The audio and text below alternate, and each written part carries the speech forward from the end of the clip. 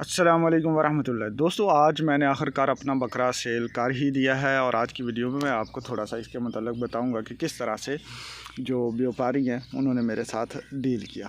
तो ये है वो बकरा जो इसकी वीडियो मैंने यूट्यूब पे भी लगाई थी और आखिरकार बहुत सारे लोग आते रहे। और ये जो जिस व्यापारी को मैंने सेल किया है इसने तो काफ़ी ज़्यादा चक्कर लगाए। इसको असल में बकरा पसंद था और ये लाहौर में जाके सेल करते हैं।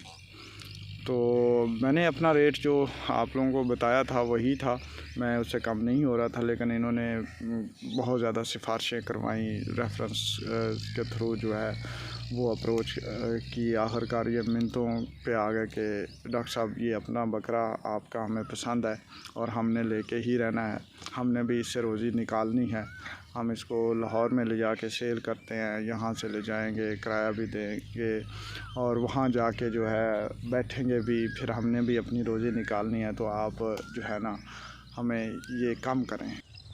तो आखिरकार ये बकरा मैंने फ़रोख्त कर दिया है। दोस्तों, यहाँ पे मैं इसकी असल कीमत इसलिए नहीं मेंशन कर रहा क्योंकि उन्होंने मुझे थोड़ा सा कहा था कि डॉक्टर साहब हमने इसको सेल करना है, तो आप बराए मेहरबानी हमारा जो इस चीज़ को डिस्क्लोज़ ना कीजिएगा।